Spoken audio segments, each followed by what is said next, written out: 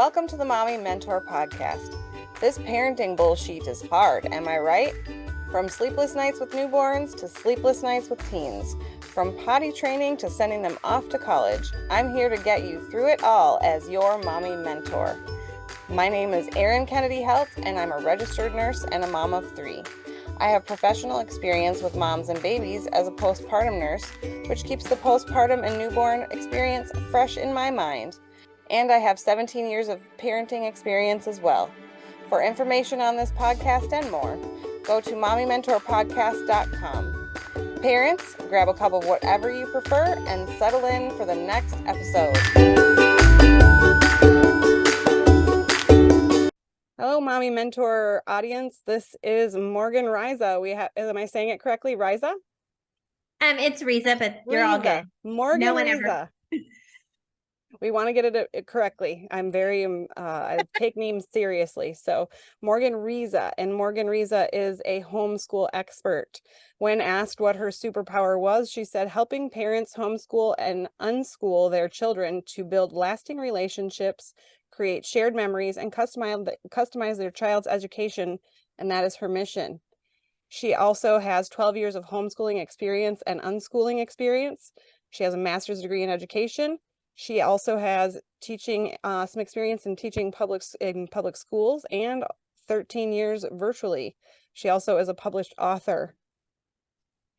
All the things. You are amazing. Wow, very accomplished.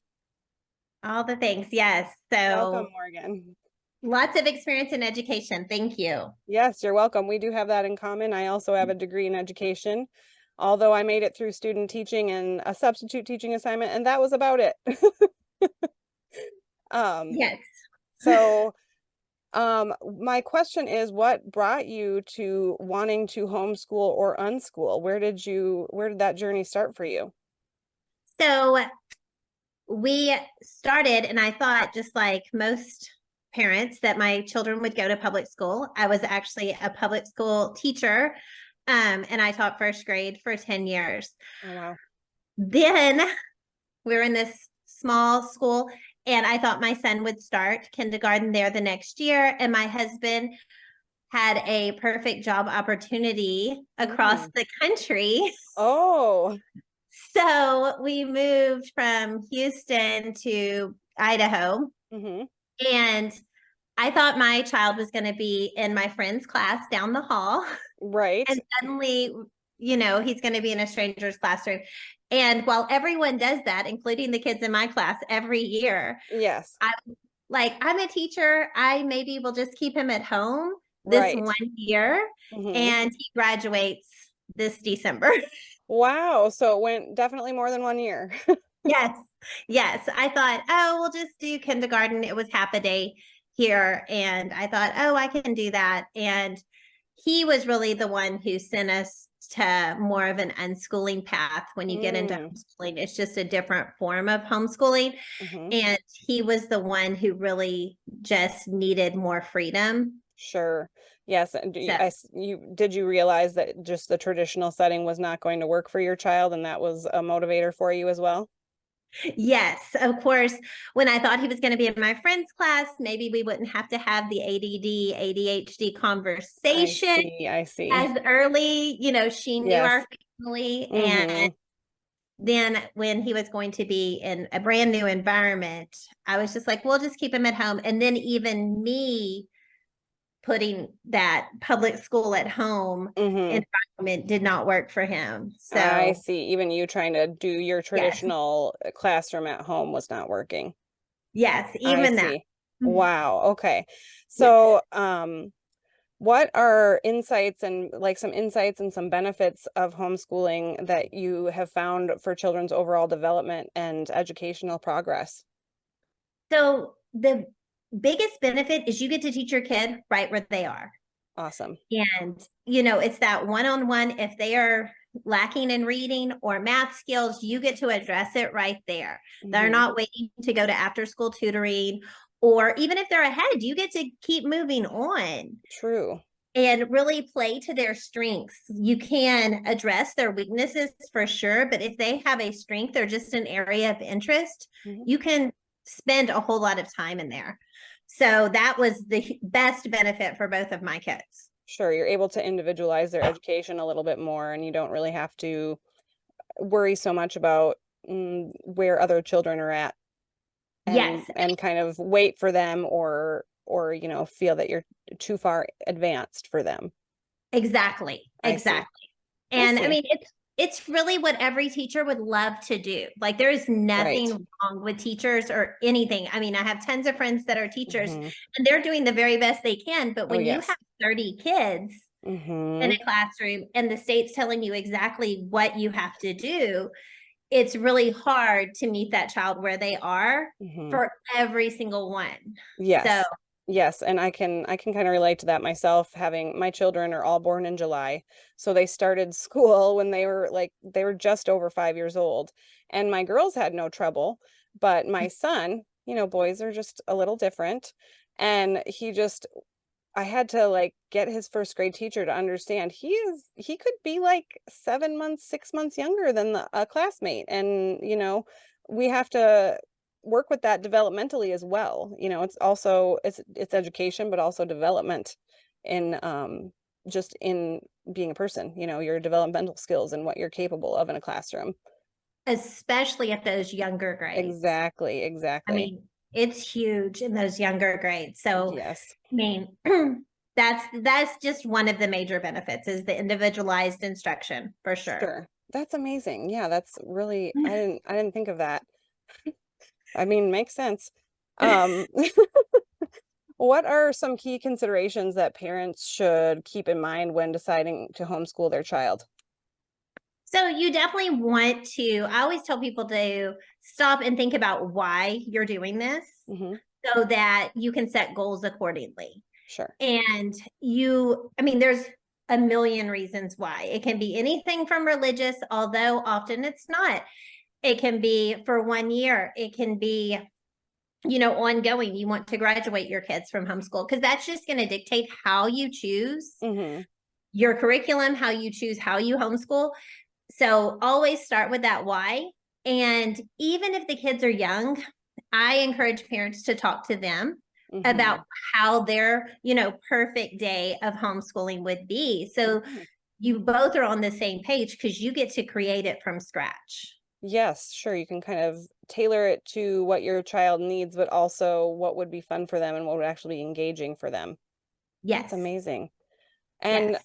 have you found more people interested in homeschooling or unschooling since the pandemic and Yes. and the increase with mental health?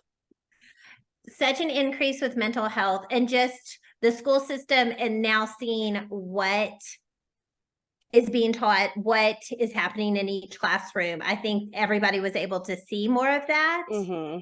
when Yes. with COVID, but Right. and then coming back, they were like, oh, some of that was busy work, and I do enjoy spending time with my kids, and I want to do these things. Mm-hmm. And just like so many people now can work from home, True.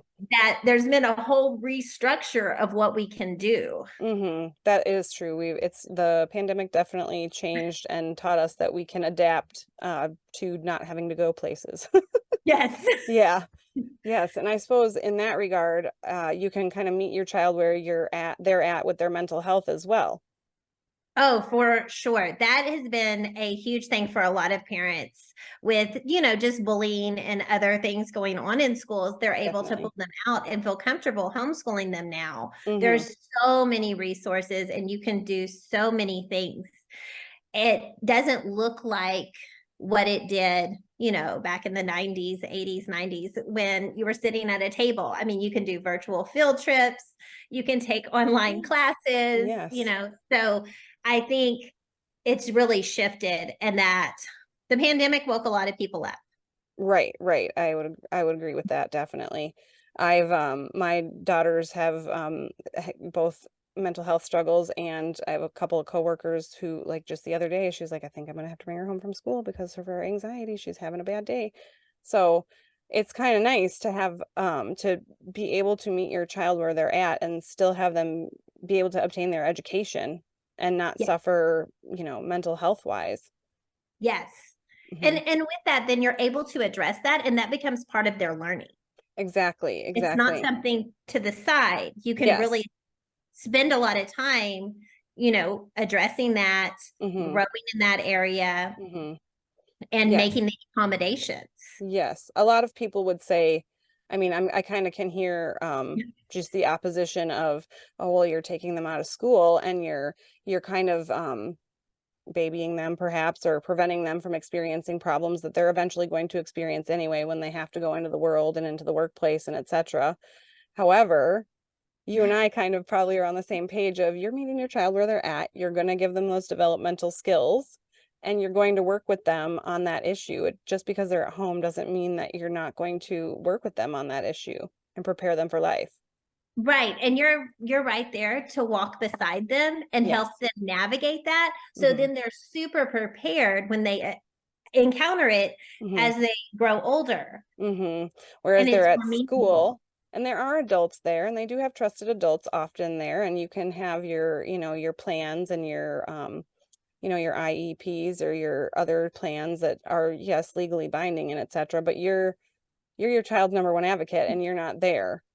So I can kind of understand where being able to walk beside them the entire journey throughout their day and see what truly sends them into a panic or what is truly triggering for them, and being able to address those things. You know your child best, and you also are the person that's obtaining that medical care too. Yes.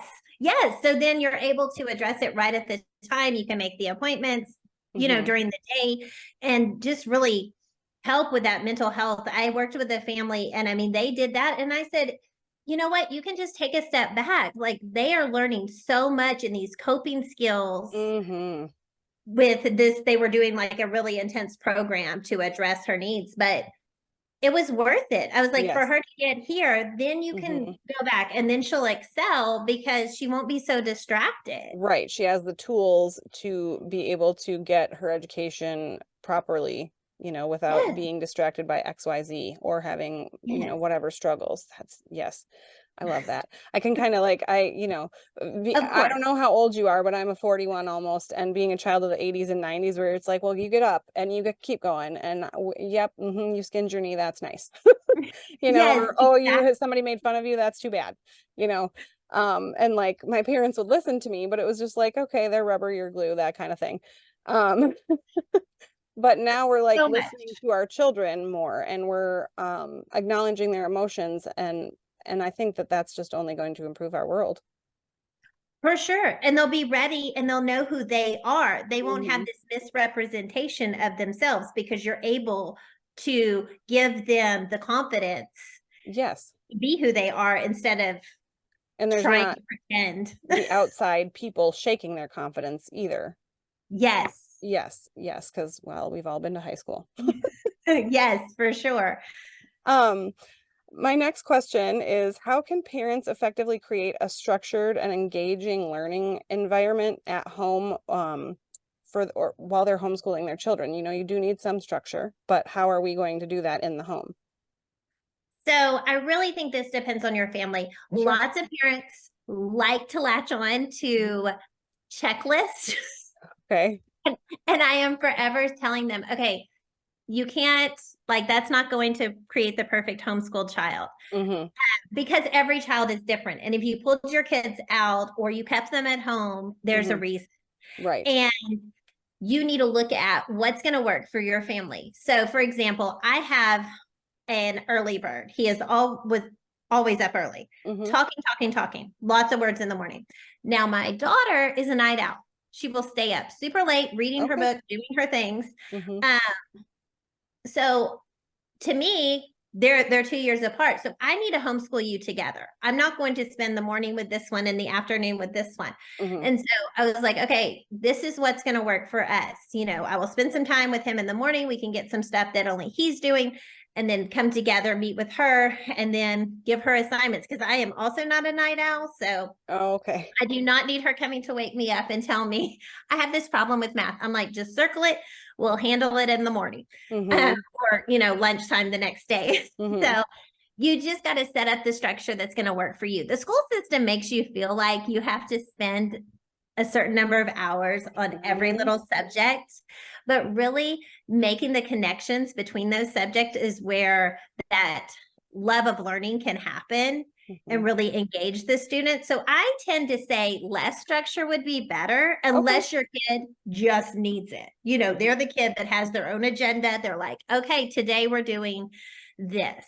Mhm. So I think as long as you feel like your kid is moving forward, less structure is where it's at. Awesome. Because as the mom, it will stress you out with True. with the structure, and you don't need to be stressed. Okay. Yeah, right. You're trying to take away stress. You're trying to de-stress the situation. Yes. Well, and I suppose because, like it's been drilled into us, school days are 6 hours and, you spend an hour on each subject and et cetera. And they're so fragmented, the subjects, they're not interrelated when in reality they are. And- Yes, in Yeah. reality, I mean, you could study an area of history that you really wanted to deep dive into, and you're Mhm. reading, you're writing, your history. I mean, you can bring in science Mhm. with different areas. I mean, your math, you do have to kind of pull in, but Yes. you are doing one-on-one learning, it's so much faster. It's like that tutoring model that just moves kids faster. You don't have to spend an hour in the math workbook. Sure. Yes. And then you brought up a good point of your daughter. You are the teacher. You're home. So your daughter, mom, and it's middle of the night. I have a question. So you have to set up those boundaries, I suppose, too. Yes. This is when I'm the teacher and this is when I'm mom. Right, right. And I mean, it's kind of hard. And that was really and that's a difficult point of contention for a lot of parents when they Hmm. first, they want to like put on the teacher hat and do those things. And you do, like, there had to be some boundaries because I don't want you waking me up at midnight to talk about math. Yeah. But you work that out with your kids and they'll really, that relationship that you build working those things out is priceless. Yes. Yes. I suppose that you get paid in those experiences almost, and you being the mom and the teacher, they're both enriching roles. So why not mesh them when they mesh? When it works for your family, for sure. Yes, yes, but some people need the structure of this is mom and Yes. this is teacher. It's just whatever works for your family. Yeah. Yes, that is, I'm just like, I didn't really think about all these aspects of, because, I never even thought I never considered homeschooling my own children. I just thought I have my own classroom experience and I was like, whoa, with that. And so explanation of why I didn't continue my teaching career. Um, You're like, that was enough. I just was, you do your student teaching, and I had my first substitute teaching assignment was high school kids, high school health, and I was like 22. So, you know, it was just like not the best because I'm like 4 years older than them. Yes. And Yes. so it was like a lot of stress, and then it turned out that I was driven into nursing when my daughters were born early. So Okay. but I never even considered, even with my own experience in education, homeschooling my children, mainly because I was just like, we need that structure. I don't think I'm capable of giving that structure. I don't think I'm capable of wearing the mom hat and the teacher hat. So, it has to work for your family. You have to Yes. be able to do those things. And I know for myself, I am organized, and like the trying to put it to each child's level would have been very hard for me. But so kudos to you, because it's amazing that like you're doing a superpower. You're teaching to different levels of children, really, developmentally and educationally, and that is hard to do at the same time, I imagine. Yes, it can be definitely challenging. What But do you think the biggest challenges are, other than you said your timing schedule? oh yeah, the timing. But the biggest challenge is definitely making time in your day, your week, your month to address their like interest. Hmm. So I'm big on definitely spending time in areas they're interested in, but when you're the only driver and you're having to balance that, it can be hard. Like if you have a child in sports and then another child in dance, I mean, just think about that, but like expanded, because during the day they're going to want to go to the park, and then this Hmm. one's going to want to go to the library or do the thing. So it's really a give and take, and then the Hmm. more you have, the more differing opinions you have Sure. Yes. on what they Yes. would like to do with their free time. Hmm. So it's, and it really, it's a difficulty for a mom, but it's a benefit because the kids learn to compromise. True. And they learn, that that's kind of a shared time, and how can I make the most of, practice. So if I had to take my son to practice, my daughter would always come, and slowly then the other little sisters came. And so then she had a play group every practice. So it Oh, worked. there we go. But like sometimes it doesn't. And then you're like, okay, we can drop him off and then we can run do this. So it's just finding that balance for every season, because it's over and over. Right. It changes. I know, just like kids constantly changes, that changes, and what compromises you need to find change. Yes. I can only imagine. What resources and tools do you recommend for parents to start off their homeschooling journey? So when you're just starting off, like I said, just kind of evaluate and think about your why before you jump in to buying the curriculum, or because it can be expensive. And then as a parent, because you are on a budget, you feel tied to that. Then you're going to force your kid to finish it, even though maybe now you realize it's not a good fit. I mean, it sounds ridiculous, but so many moms get trapped in this. Okay. Yeah. You just said purchase a curriculum, and I was like, you have to purchase a curriculum. Can you talk a little bit more about like how that, like what is your why, and you find your why and you decide, okay, I am committed to this. How do you find those, like, what do you do next? And what do you do next? So you can meet with a homeschool coach and they'll walk you through this, but basically such as yourself. Yes, so I can do this, but you're going to go and you're going to figure out, what is your approach going to be? And there's all these different homeschooling philosophies, and they all have different curriculums that you can purchase accordingly. I see. So it gets into that sort of thing. And the problem is a lot of times, like mom may latch onto one, and this seems the perfect ideal, but then it doesn't fit well for their kids. So you have to look at both people or all the people and decide what's going to fit best for them. And then I suggest checking with your library, because a lot of times they will have pieces to this curriculum, if not the whole thing. Oh, wow. Yes. Very nice pro tip. Try it before you buy it for free. Okay. If they don't have it, then you can get on groups, Facebook groups, eBay. You can find the curriculum used, because somebody bought it, didn't work for them, and they had to sell it. So there you go. That's true. A lot of moms don't realize, oh, I could do that. And even if they say, oh yeah, but the workbook's written in the first few pages, but it's a large discount, go ahead and get it, erase it, redo those pages, whatever needs to happen. I mean, are they even necessary? Then you can see, is this going to work for me? So I'm always trying to help parents save a little bit of money and make sure they're making the right decision, because otherwise you feel very trapped and tied to it. Right. Yes. Because you're committed and you have this, I mean, we're not all made of money and we have limited funds, and then you're like, well, I've spent all this money. We got to do it. We're doing it. So yeah. So like looking around first to see like what curriculum you can find that fits for you and your child. I suppose you should, would you recommend including your child in like looking at the curriculum, or is that kind of like harder to do and you kind of just have to assume what your child would like? If it's an online curriculum, a lot of times they will give you a sample or like 2 weeks to try it or something like that. So that's great. If you can do that with your kids, I would do that. If they're middle school and up, I sit down. When my kids were this, I tell parents to sit down, show them the images on the computer. If you can go look at it in person, look at it in person, because it's amazing what kids latch onto and what they're looking for. If they want colored workbook, or if they want, a certain text is wrong. Right. And it's crazy, because if they've been homeschooled this whole time, they kind of know they can pick and choose.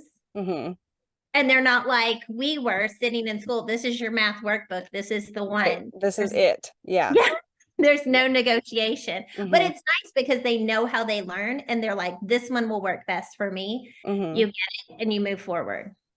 Yeah, I suppose when they're older, it is easier to include them in making those choices.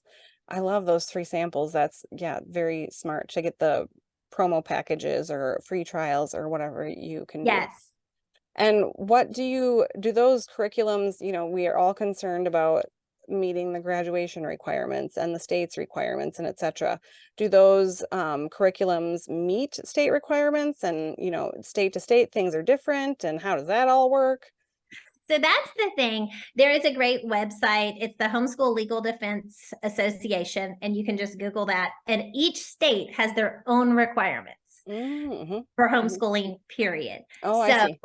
yeah, so you can go look there. Some states require testing. Some states require you have someone meet with you and go over your plan, and then meet with you at the end of the year and look at what was accomplished. Mm-hmm. And some states, you just tell them you homeschool if you pull your kids out, but if you never send your kids, you don't have to talk about it. So it's a very big range.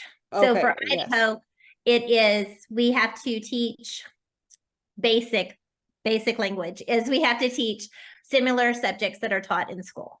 So they Mm-hmm. want you to address similar subjects. I see. Yeah. Okay.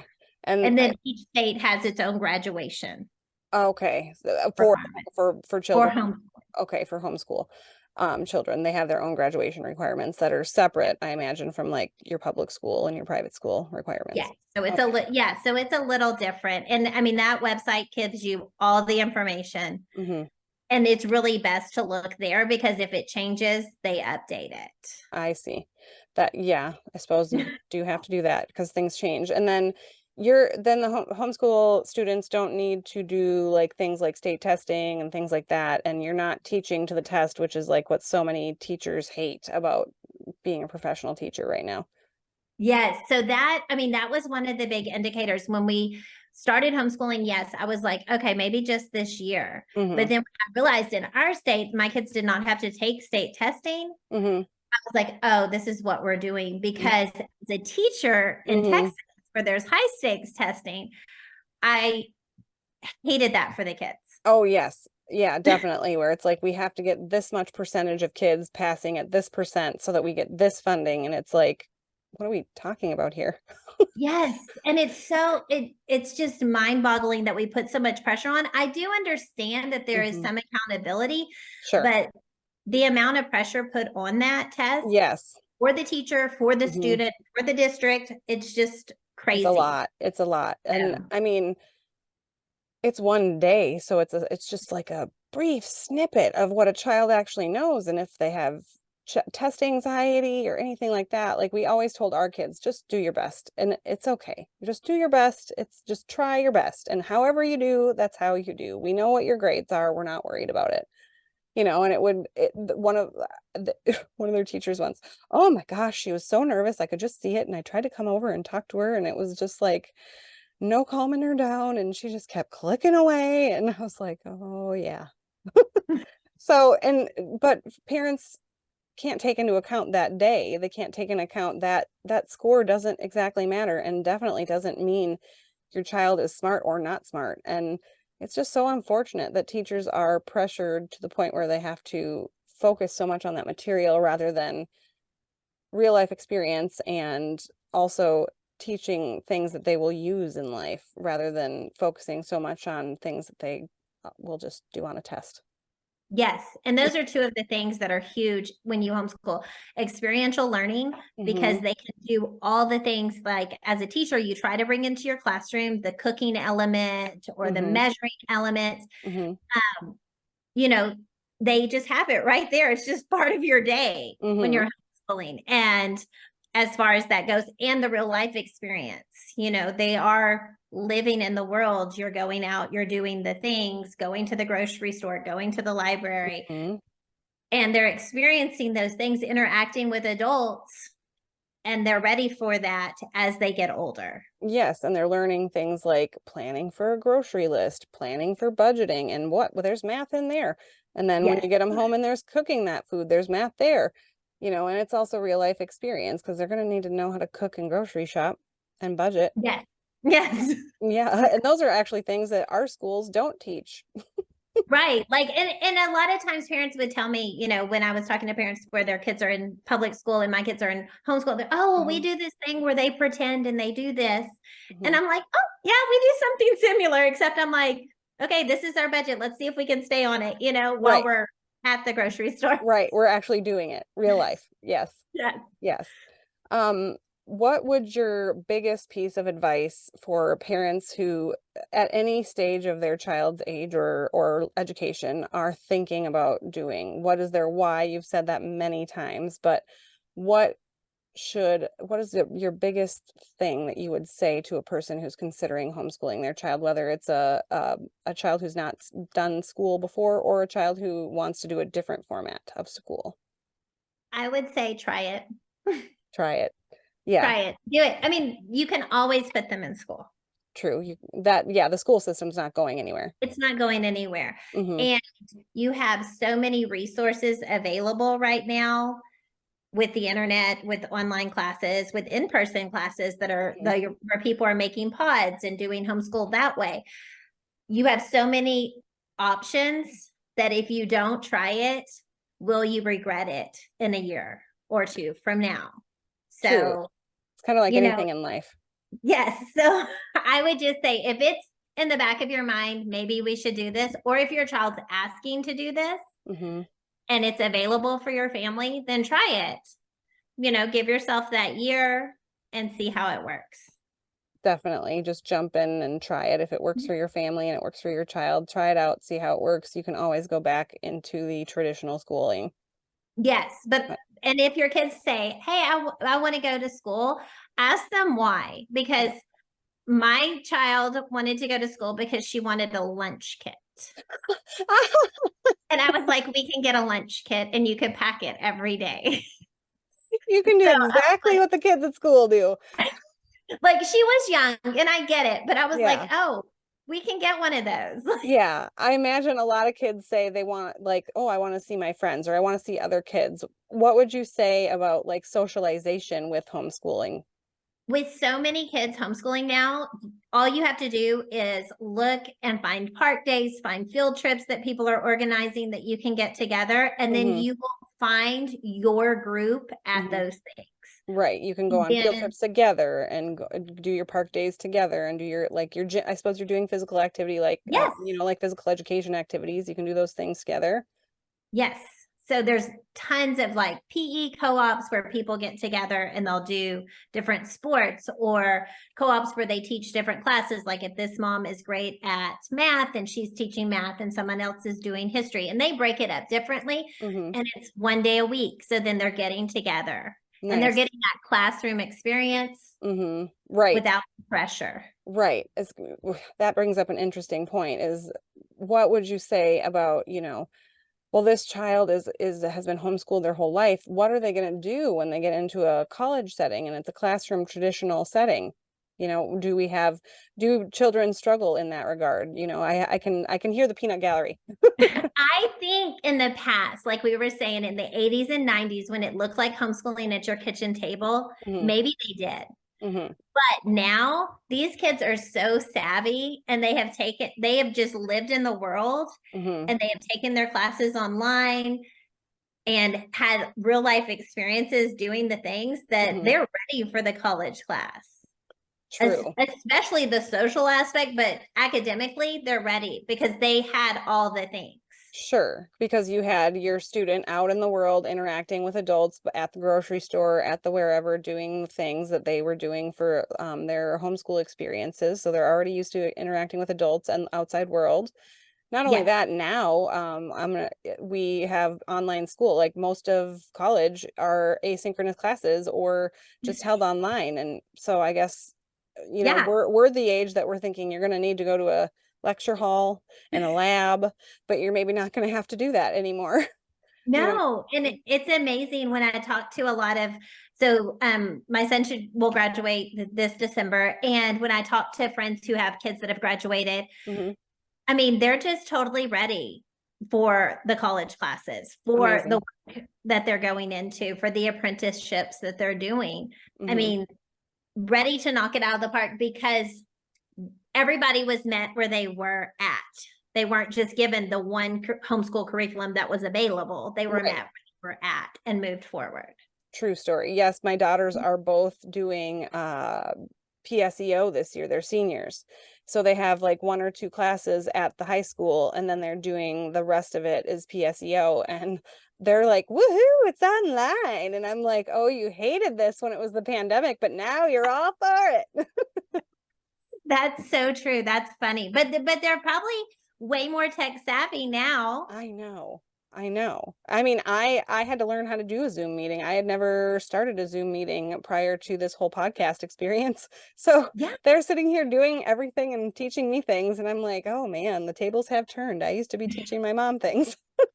Yes, exactly. So I mean, it's fantastic. And I just love that there's so many options for us in the US. Like every state can homeschool, every state can unschool. Everybody has access to public school. So you have all these choices for Yes. you. You have more choices now. And given our experience of the pandemic and having to adapt that way, we have more options than we had before. Yes. That is Yes. amazing. Yes.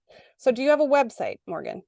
I do. It's called Guidance, the number 2, homeschooling. So guidance2homeschooling.com. Perfect. Mommy Mentor audience, you know where to find your homeschool coach. It's Morgan. She's here. And given the amazing technology, we can do that from anywhere in the country. She can help you from anywhere in the country. So Morgan, it's been such a pleasure talking with you. I really appreciate your time and your expertise and sharing this information with the Mommy Mentor audience, because even if I don't want to homeschool, I know someone does. Awesome. Thank you so much for having me. Yes, you're welcome. You have a lovely evening. You too. Thank you. Bye-bye. Well, Mommy Mentor audience, I hope you enjoyed that interview. That was Morgan Ryza once again, and she is an expert in homeschooling and unschooling your children. Her website is guidance2homeschooling.com. Please go and find her if you need help homeschooling your child, or she is a wonderful resource.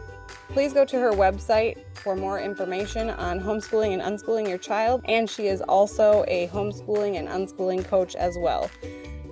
Thank you so much for joining us on the Mommy Mentor podcast. It was a very interesting episode. I learned so much. I hope you did too. And if you need more information on this podcast episode, you can find more information on it on my website, mommymentorpodcast.com. And like I said, you can also take a look at Morgan's website, guidance2homeschooling.com.